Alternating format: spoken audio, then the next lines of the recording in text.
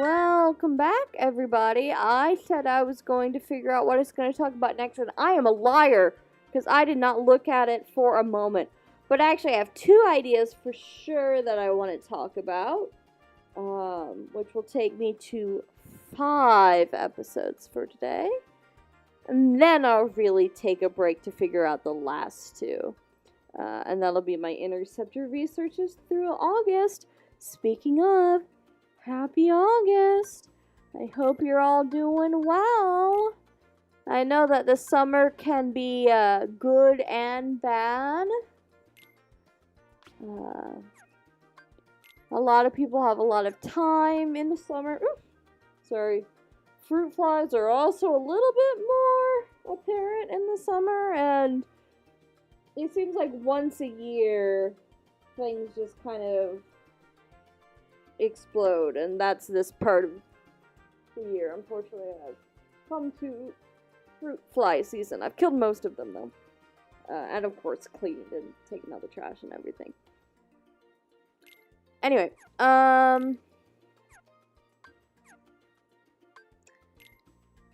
I'm gonna talk in a slightly different vein. We're not gonna do little,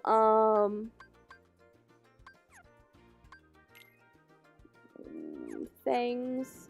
We're not gonna talk about espers. There we go. We're not gonna talk about espers just for the moment. We're gonna take a little break to talk about some other,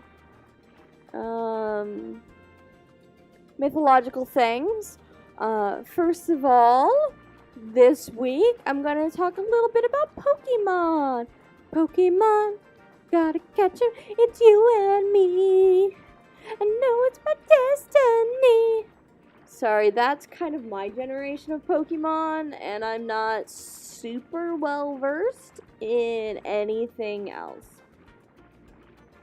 So a quick introduction. I really like Pokemon, and I definitely did play. I played actually Pokemon Yellow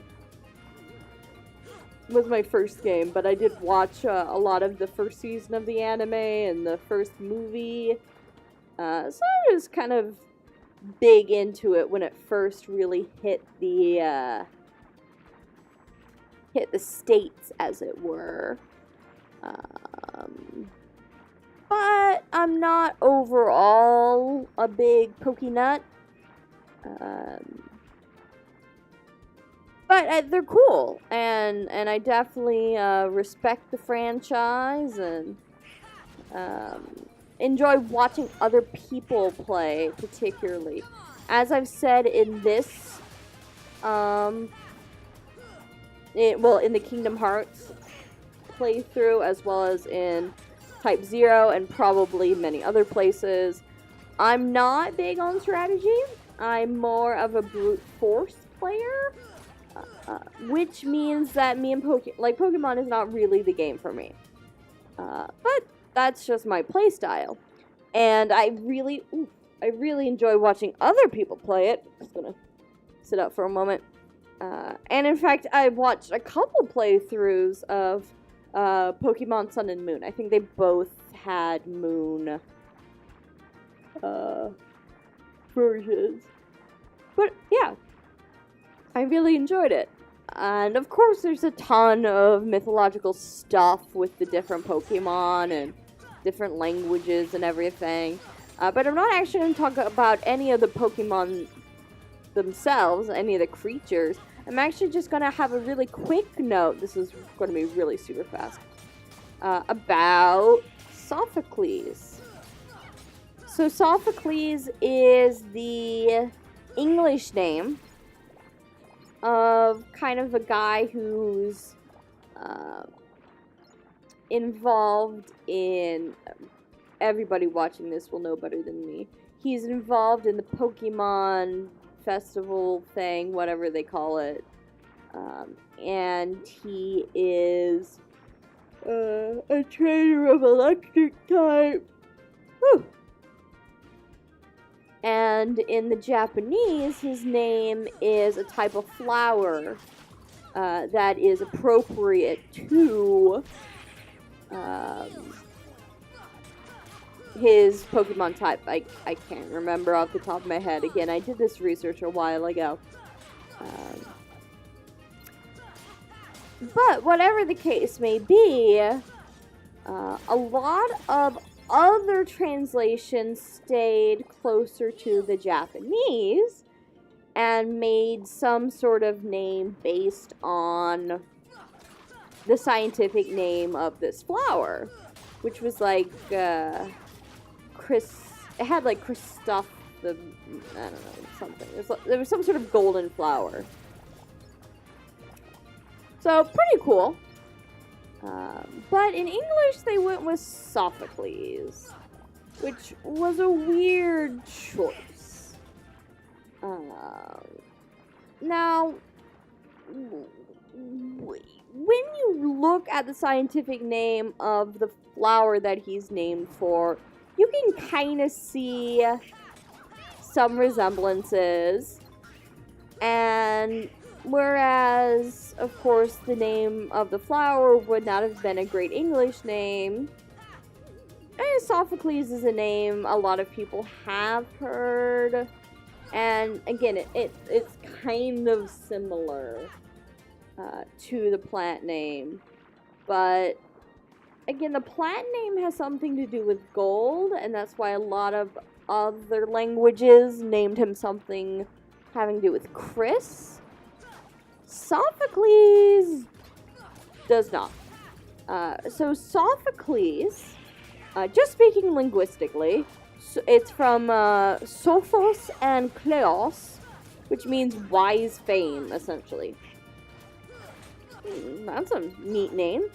It's most famous, and this is what people probably have heard of, but in case you have not, Sophocles is one of the three great tragedians of the Greek world. And he's most famous for writing Oedipus the King, which a lot of students have read. Sophocles is not the best of the three playwrights in anybody's opinion, except for Aristotle, actually. Aristotle probably thought he was the best. But when we talk about the ancient Greeks, there are three tragic playwrights that we really talk about. The oldest is Aeschylus, who is kind of known for being a little bit stodgy, a little bit epic, but very innovative, because he was kind of the one who introduced two actors, which is a big deal. The second, temporally speaking, is Sophocles. And the third, who is considered the third, but he's actually about the same dates as Sophocles, is Euripides. And Euripides is known for kind of tragic comedies, dark comedies, having a lot of female characters, having a lot of quote-unquote everyday characters. So what I mean by that is he's kind of prone to having maybe more nurses or slaves, and actually giving some slightly more depth to them, whereas Sophocles and Aeschylus are gonna really be focusing on the heroics characters, the mythological characters, especially Aeschylus. But so even in antiquity, these three were noted for being super great. So it's not a modern opinion, which I think is important to say. There's a comedy by Aristophanes called The Frogs, where Dionysus goes to the underworld to bring up the best Greek playwright to help save Athens. And the contest is between Euripides and Aeschylus, and Sophocles is there, but he decides to not run in the competition, but to kind of support Aeschylus. So that gives you a good perspective of how valued these playwrights were. The more I read Sophocles, the more I appreciate him. The first few times through Oedipus Rex and the other ones are kind of hard, but the more you think about it and the more you get into it, I think you really do see where Aristotle comes from in saying that Oedipus the King is the best tragedy and has the perfect tragic structure. None of this is really related, as far as I can tell, to Sophocles and Pokemon. I think they just chose the name because it kind of sounded like the Japanese one, and it was a name that English audiences might have heard of, which is kind of unfortunate, because I'd rather a translation be closer than kind of be misleading to kind of an important reference. Like, Sophocles isn't just nobody. But anyway, it was definitely interesting the first time that one of the playthroughs I was watching passed through and met Sophocles, and I was like, Sophocles? I wonder why they named him Sophocles. I don't think they actually named it for a very exciting reason, unfortunately. But with that being said, leave a comment if you want to support this choice of name. Maybe there's some deeper meaning that I don't know because I'm not as into Pokemon lore. Maybe the National Dex should do an episode on it. Come on, Alex. I'm sure you totally watched this. Pokekels? Maybe? I hear you do the writing. Oh well. It was worth a try. So, leave a comment on what your thoughts are, or if anything I said in this episode made you curious and you'd like to hear more about it. I will certainly be happy to fill in some more information at another time.